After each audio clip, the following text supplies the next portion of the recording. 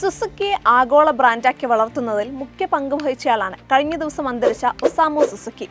ഒസാമുവിന്റെ കാലത്താണ് മാരുതി സാധാരണക്കാർക്ക് വേണ്ടി ചെറു കാറുകളിൽ കൂടുതൽ ശ്രദ്ധ കേന്ദ്രീകരിച്ചത്. പിന്നീട് ഇന്ത്യയുമായി സഹകരിച്ച് മാരുതി ഉദ്യോഗ് ലിമിറ്റഡ് സ്ഥാപിച്ചതും ഒസാമുവിന്റെ കാലത്താണ്.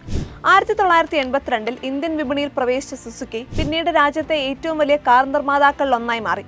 മാരുതി 800 എന്ന ജനപ്രിയ ബ്രാൻഡിന്റെ ഉപജ്ഞാതാവും അദ്ദേഹമാണ്. ജപ്പാനിലെ ജനപ്രിയ കാറായ സുസുക്കി ഓൾട്ടോയിൽ നിന്നായിരുന്നു മാരുതി 800ന്റെ ജനനം. സുസുക്കി വ്യവസായ സാമ്രാജ്യം പേരിനൊപ്പമുണ്ടെങ്കിലും ആ കുടുംബത്തിലെ ദത്തുപുത്രനാണ് ഒസാമു. 1930-ൽ ജപ്പാനിലെ ജിറോ നഗരത്തിലായിരുന്നു ജനനം.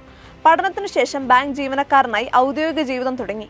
സുസുക്കി സ്ഥാപകൻ മിഷിയോ സുസുക്കിയുടെ പേരക്കുട്ടിയായ ഷോക്കോ സുസുക്കിയെ വിവാഹം കഴിച്ചതോടെയാണ് ഒസാമു സുസുക്കി കുടുംബത്തിന്റെ ഭാഗമാവുന്നത്.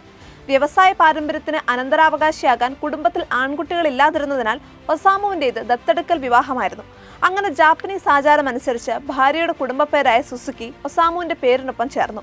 വൈകാതെ സുസുക്കി എന്ന വാഹന സാമ്രാജ്യവും. ഒസാമുവിന്റെ കാലത്താണ് സാധാരണക്കാർക്ക് വേണ്ടിയുള്ള ചെറു കാറുകളിൽ മാരുതി കൂടുതൽ ശ്രദ്ധ കേന്ദ്രീകരിച്ചത്. സുസുക്കിയുടെ ജപ്പാനിലെ ജനപ്രിയ മോഡൽ ഓൾട്ടോയുടെ പുറത്തിറക്കലും ഒസാമുവിന്റെ നേതൃത്വത്തിലായിരുന്നു. 70കളിൽ ടൊയോട്ടയുമായി സഹകരിച്ച് ചെറു കാറുകളുടെ എഞ്ചിൻ നിർമ്മിക്കാനുള്ള തീരുമാനം സുസുക്കിയുടെ വിജയ ചരിത്രത്തിന്റെ വഴിത്തിരിവായി.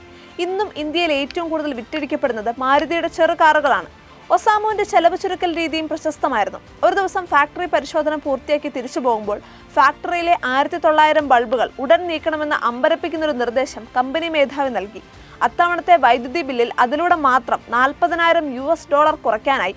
ഓപ്പൺ പ്ലാൻ ഓഫീസുകൾ, കോമൺ ക്യാൻറ്റീൻ, ജീവനക്കാർക്ക് യൂണിഫോം തുടങ്ങിയവ അദ്ദേഹത്തിന്റെ നിർദ്ദേശങ്ങളായിരുന്നു. ഒറ്റ ദിവസത്തെ ഫാക്ടറി പരിശോധനയിലൂടെ അനാവശ്യ ചെലവുകളുടെ ഇനത്തിൽ മാത്രം 215 കാര്യങ്ങളാണ് അദ്ദേഹം കണ്ടെത്തി തിരുത്തിയത്. സുസുക്കിയുടെ വളർച്ചയിൽ നിർണായക പങ്കുവഹിച്ച ഇന്ത്യൻ വിപണിയിലേക്കുള്ള രംഗപ്രവേശനത്തിന് പിന്നിലെ ബുദ്ധികേന്ദ്രം ഒസാമു ആയിരുന്നു. 1982-ലാണ് ഇന്ത്യൻ സർക്കാരുമായി സുസുക്കി കരാർ ഒപ്പിട്ടതും മാരുതി ഉദ്യോഗ് ലിമിറ്റഡ് പിറന്നതും. അത്തരത്തിൽ നോക്കിയാൽ ഇന്ത്യയുടെ വാഹന ലോകത്തെ തന്നെ മാറ്റിമറിച്ച ഒരു അതികായന്റെ ഓർമ്മകളാണ് അദ്ദേഹത്തിന്റെ വിയോഗത്തോടെ ബാക്കിയാകുന്നതും.